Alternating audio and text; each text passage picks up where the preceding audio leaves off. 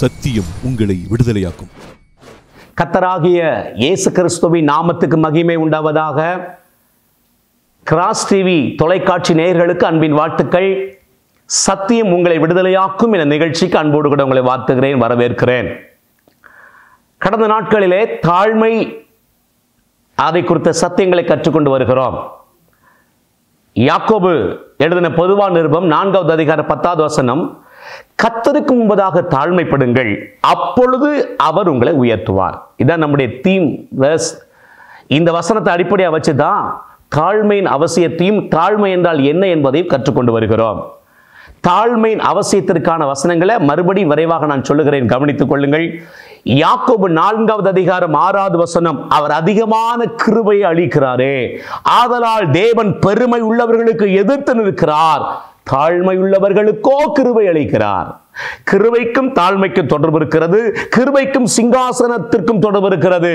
கிருபையினால் சிங்காசனம் ஸ்தாபிக்கப்படும். ஐயா, கிருபை ஒரு மனுஷனை தாழ்விலிருந்து எடுத்து பிரபுக்களோடு ராஜாக்களோடு அமரச் செய்யும்.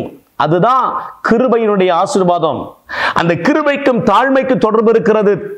தாழ்மையுள்ளவர்களுக்கோ கிருபை அளிக்கிறார். அந்த கிருபை சிங்காசனத்துக்கு அவர்களை உயர்த்துகிறது. கர்த்தருக்கு முன்பதாக தாழ்மைப்படுங்கள், அப்பொழுது அவர்களை உயர்த்துவார். மாத்திரமல்ல, நீதிமொழிகள் 29:23, மனுஷனுடைய அகந்தை அவனை தாழ்த்தும், மனத்தாழ்மை உள்ளவன் எவனோ அவன் கனமடைவான். அப்படியானால் மனத்தாழ்மை இல்லைன்னா அவன் கனவீனம் அடைவது நிச்சயம். தாழ்மை இல்லையானால் கிருபை இழந்து போவது நிச்சயம். சிங்காசனம் அல்ல, சிங்காசனத்திற்குரிய ஒரு ஆசீர்வாதத்தை பெற்றுக்கொள்ள முடியாது. அப்பொழுது அவர் உயர்த்துவார். அப்ப தாழ்மை இல்லையானால் உயர்வு வராது, ஏதோ வாழ்க்கை ஓடிக்கொண்டிருக்கும். அது மட்டுமல்ல, நீதிமொழிகள் 22:4, தாழ்மைக்கும் கர்த்தருக்கு பயப்படுதலுக்கு வரும் பலன் ஐஸ்வர்யம், மகிமை, ஜீவன். ரொம்ப மேன்மையான ஒரு ஆசீர்வாதம். ஐஸ்வர்யம், மகிமை, ஜீவன் என்றால் பூமியுடைய வாழ்க்கைக்கு தேவையான எல்லாவற்றையும் கொடுக்கக்கூடிய டிவைன் பவர், அது தெய்வீக ஆற்றல். நீதிமொழிகள் 18:12, மேன்மைக்கு முன்னானது தாழ்மை. தேவ ஜனமே, 18:12, அழிவு வரும்போது மனுஷனுடைய இருதயம் விரும்பமாயிருக்கும், மேன்மைக்கு முன்னானது தாழ்மை. அப்ப மேன்மைக்கும் தாழ்மைக்கும் தொடர்பு இருக்கிறது. ஐஸ்வரியத்திற்கும் மகிமைக்கும் ஜீவனுக்கும் தாழ்மைக்கு தொடர்பு இருக்கிறது. கனமுள்ள வாழ்க்கைக்கும் தாழ்மைக்கு தொடர்பு இருக்கிறது. சிங்காசனத்துக்கும் தாழ்மைக்கு தொடர்பு இருக்கிறது. உயர்வுக்கும் தாழ்மைக்கு தொடர்பு இருக்கிறது. ஆகவே இந்த சத்தத்தை கேட்கிற யாரானாலும் சரி, தாழ்மையை ஆடையாக அணிந்து கொள்வோம். பைபிள்ல வசனம் இருக்கிறது, தாழ்மையை தரித்துக் கொள்ளுங்கள், மனத்தாழ்மையை அணிந்து கொள்ளுங்கள். நிறைய வசனம் இருக்கிறது. நான் முக்கியம் படுத்தக்கூடிய வசனத்தை மட்டும் உங்களுக்கு சொல்லியிருக்கிறேன்.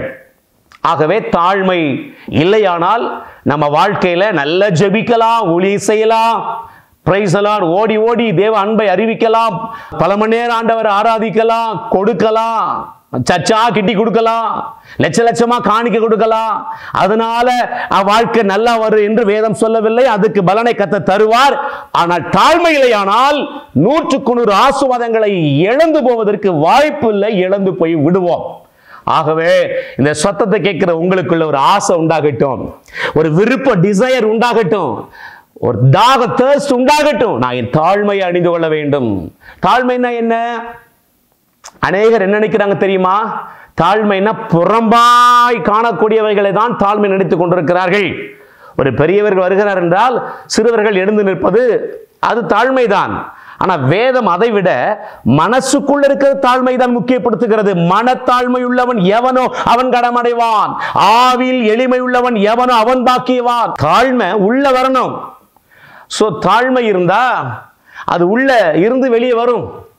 அநேகர் நினைக்கிறார்கள், தாடி மீசை எடுத்துட்டா தாழ்மை, கதர் வேஷ்டி கதர் சட்டையும் போட்டா தாழ்மை, சஃபாரி போட்டா பெருமை, கோட்டு போட்டா பெருமை, தரையிலே நடந்து போனா செப்பலே போடாம போனா தாழ்மை, பழைய சாதமா சாப்பிட்டா தாழ்மை, பிரியாணியா சாப்பிட்டா பெருமை, பெரிய சேர்ல விஐபி சேர்ல உட்கார்ந்தா அது பெருமை. ஐயா, இடம் பொருள் ஏவல் பார்த்து நடந்துக்கிற அது வேற. ஆனா ஜெனராசிட்டியா பொதுவா நான் சொல்றேன், அநேகர் எண்ணங்கள்ல பிசாசு இப்படி ஒரு ஒரு அடிமைத்தனத்தை வைத்திருக்கிறான். மனசை அடிச்சு வச்சிருக்கிறான் உள்ள. இதான் தாழ்மைன்னு. இது நிறைய பேர் மாய்மானமான தாழ்மை தான் இருக்குது. வெளியே பார்த்து ஐயா வாங்க, இந்த அரசியல் கும்பிட்டு போடுவாங்க. அவர்களெல்லாம் உற்று கவனித்திருக்கிறேன். எக்கச்சக்கமான பெருமை இருக்கிறது. சோ தாழ்மை ஒவ்வொருவருக்கும் மிக அவசியம். தாழ்மை இல்லைன்னா ஆசீர்வாதம் இல்லை, நன்மை இல்லை. நான் சொல்லல, வேதம் திட்டமாய் தீர்க்கமாய் சொல்லுகிறது. அதைத்தான் வாசித்து காண்பித்தேன். சரி, தாழ்மை என்றால் என்ன? தாழ்மை என்றால் என்ன? ஒரு காரியத்தை நாம் கடந்த நாட்களை கற்றுக்கொண்டிருக்கிறோம். மறுபடியும் இந்த வசனத்தை சொல்லி டைம் வேஸ்ட் பண்ண விரும்பல. ஆனாலும் ஒரு வார்த்தை சொல்லுகிறேன். ஆகாபின் பாவம், ஆகாபின் மனைவி ஏசபேலின் பாவம் தேவ சமூகத்தில் எற்றினது பொல்லாப்பு. எலியா தீர்க்கதரிசி கொண்டு எச்சரிக்கிறான், உன் சுவர்ல நீர் விடும் ஒரு நாய் கூட உயிரோட இருக்காது, அடைப்பட்ட விடுபட்ட சங்கரிப்பேன்னு ஆண்டவர் வார்த்தை வந்த பொழுது, ஐயோ தப்பு பண்ணிட்டேன்னு உள்ளம் உடைஞ்சி எலியா தீர்க்கதரிசி முற்றத்துக்கு தான் போயிருக்கேன், வீட்டுக்கு வெளியே. மறுபடி கர்த்தர் வார்த்தை உண்டாகி உள்ள போ. ஆகாப் எனக்கு முன்பதாக தாழ்த்தினதை கண்டாயா? உண்மையை ஒத்துக்கொள்வது தாழ்மை. ஐயோ நான் தப்பு பண்ணிட்டேனே, ஐயோ நான் இந்த தவறுல விழுந்துட்டேனே. அநேகர் முழு பூசணிக்க 30 முழுங்கிட்டு நான் எங்க தப்பு பண்ணேன், இதெல்லாம் தப்பா, இதெல்லாம் ஒரு பொய் சொன்னா இதெல்லாம் பாவமா? ஹலோ, உணர்வில்ல. கடைசி நாட்களுக்கு நிறைய அடையாளங்களை தீமோத்தேயுல வாசிக்கிறோம். கடைசி நாட்கள் ஜனங்கள்லாம் எப்படி இருப்பாங்க? உணர்வில்லாதவர்களாய், அசுத்தத்தை ஆவலோடு நடப்பிக்கிறவர்களாய், நல்லோரை பகைக்கிறவர்களாய், நன்றி அறிவு இல்லாதவர்களாய், தாய் தகப்பன்மாரை தூசிக்கிறவர்களாய், இருமாப்புக்காரராய், அகந்த உள்ளவராய் ஒரு லிஸ்ட் போட்டுட்டு இருக்கிறார். அது ஒன்னு என்ன தெரியுமா? உணர்வில்லாதவர்களுமாய். இன்னைக்கு வசனம் என்ன சொன்னாலும், சத்தியத்தை எத்தனை முறை பேசினாலும் அநேகருக்குள்ள பிசாசு உணர்வை கெடுத்து விட்டான். மனசாட்சி சூடுண்டு, மனசாட்சி கெட்டு போய் கிடக்கிறது.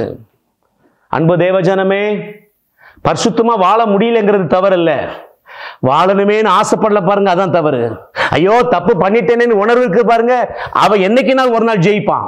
நான் தப்பு பண்ணிட்டேனே ஆண்டவரே, நான் பரிசுத்தமா வாழணுமே, உண்மையை ஒத்துக்கொண்டு எவெல்லாம் அர்ப்பணிப்போடு இப்படி ஆசைப்படுறாங்களோ கண்டிப்பா அவர்கள் பரிசுத்தமாய் வாழ்வார்கள்.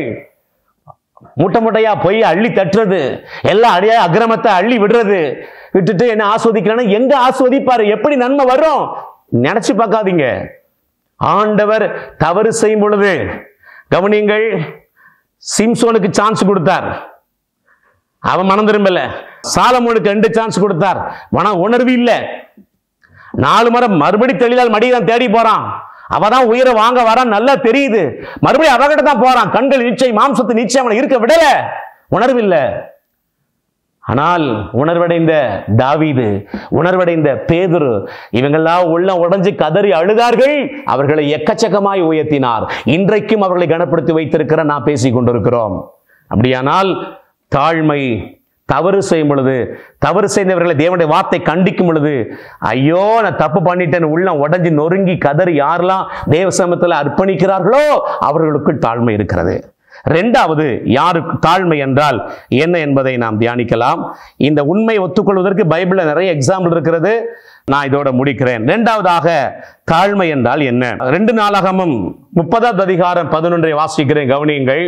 2 நாளாகமம் 30:11. ஆகிலும் ஆசேரிலும் மனாசேயிலும் செபிலோனிலும் சிலர் மனத்தாழ்மையாகி எருசலேமுக்கு வந்தார்கள்.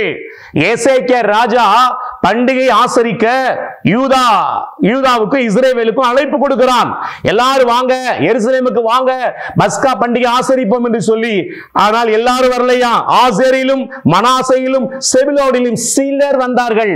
அவங்களை பற்றி வேதம் சொல்லுது, மனத்தாழ்மையாகி எருசலேமுக்கு வந்தார்கள். ஹல்லேலூயா. தாழ்மை என்ன தெரியுமா? தேவனுடைய வார்த்தைக்கு கீழ்ப்படிவது. ஏன் எதுக்குன்னு கேள்வி கேட்காம பச்சை பிள்ளையை போல தங்களை தாழ்த்தி வார்த்தைக்கு எவர்கள் கீழ்ப்படுகிறார்களோ அவர்களுக்குள் தாழ்மை இருக்கிறது. வாய்களிலே பேசுவார்கள், ஆமென் அல்லேலூயா ஆமென் அர்த்தமா சொல்லுவாங்க. ஆனா வாழ்க்கையில சில பாதை வழியை கடந்து வரும் பொழுது பிரைஸ் தி லார்ட், கீழ்ப்படிய மனசு இல்ல, சத்தியத்துக்கு கேட்க மனசு இல்லை. ஆமென். நிறைய திருமண வீட்டுக்கு போயிட்டு வரும்போதெல்லாம் பார்த்தா நல்லா தெரியுது. நாங்கெல்லாம் ஆவில நிரம்பி ஆராதிக்கிற கூட்டம் சொல்றாங்களே, அவங்க வீட்டில் திருமணத்துக்கு போயிட்டு வரும்போது தெரியுது ஊர் ஊரா திருமணமா இருக்குது. அப்படின்னு என்ன அர்த்தம்? நல்ல நேரம் பார்த்து, நல்ல நாள் பார்த்து, பொண்ணு கிடைச்சாலும் புதன் கிடைக்கான்னு சொல்லி கல்யாணம் முடிக்கிற. அப்போ உனக்கும் தேவனுடைய வார்த்தைக்கு சம்பந்தம் இல்லை.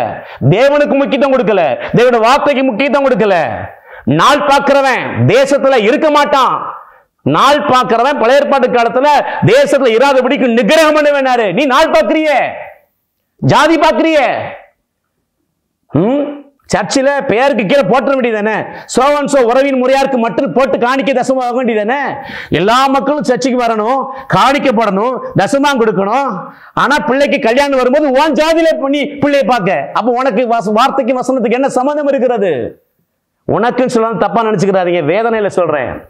ஐயா நீ வாய்க்கிலே பேசுறீங்க, சத்தியத்தை பேசுற மார் தட்டுறீங்க, ஆனா ஜாதி பார்க்கிறீங்களே.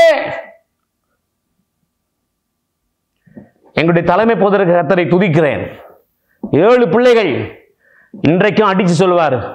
7 பிள்ளைகளுக்கும் நான் எடுத்த மருமகள் யாருன்னு இதுவரைக்கும் நான் யோசிச்சதில்லை. தேவனுடைய வார்த்தை சொல்லுது நாள் பார்க்காதன்றது, நல்ல நேரம் பார்க்காதன்னு சொல்லுது. ஆனா நாம நாள் பார்க்கிறோம், நல்ல நேரம் பார்க்கிறோம். ஒலிக்கிறதுக்கு சம்பந்தம் இல்லை, விசுவாசிக்கு அவிசுவாசி ஐக்கியம் இல்லை. ஆனா தோல் பார்க்கிறோம். அப்படின்னா தேவனுடைய வார்த்தை கீழ்ப்படியல, சுயத்துக்கு சாகல. நிப்பாட்டுங்க ஊழியத்தை. மறுபடியும் வேதனையா சொல்றேன். எல்லா மக்களும் சர்ச்சுக்கு வரணுமா, எல்லாரும் காணிக்க கொடுக்கணுமா, தசமா கொடுக்கணுமா, ஆனா நாங்க ஜாதி பார்ப்போம்.